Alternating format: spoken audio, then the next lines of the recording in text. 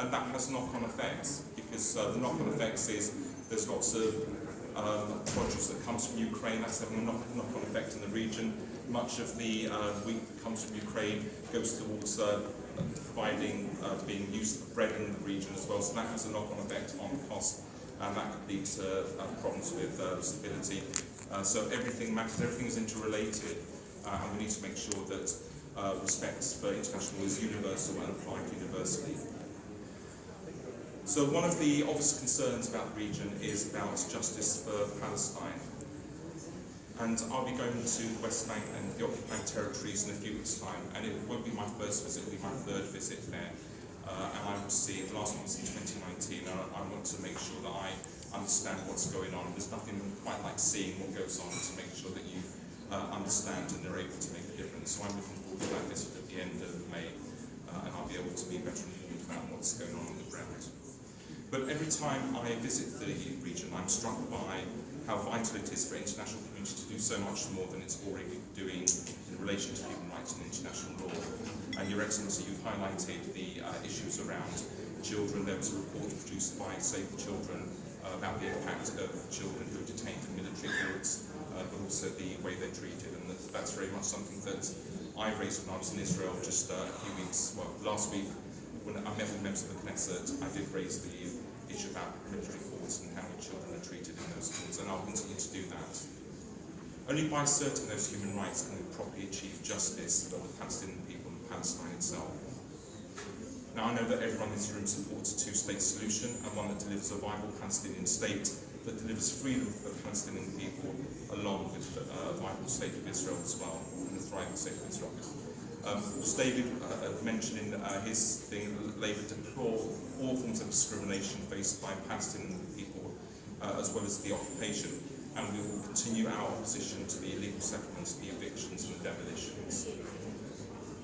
As I recently said at the dispatch box when we had the debate on Palestinian statehood, I'm personally committed to the immediate recognition of a Palestinian state.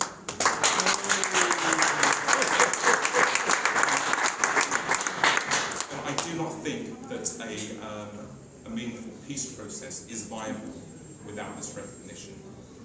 The innate inequality and lack of a level playing field would immediately undermine any negotiations. And I'm sure, as Your Excellency, as you said in your speech, that everyone knows that Palestine has already been recognised by 138 countries as of July 2019, and it has non-member observer status at the UN, and has had that since 2012. And we want to make sure that Palestine does have full status before too long. I believe, therefore, that it's not justifiable for the UK government to keep insisting that now is not the right time for a Palestinian state. It is, and it should happen immediately. Many European parliaments, such as France, Portugal, Spain, Italy, Greece, Ireland and Luxembourg, have passed motions calling for the recognition of Palestine, and of course we did ourselves back in 2014. So that's obviously been the will of Parliament, and that is our position. Not only are the UK government currently on the back foot on this issue, but in my view their variable commitment to international law is also morally unjustifiable. To gain respect for the international community, I believe that the UK should be doing far more to call out breaches of international law.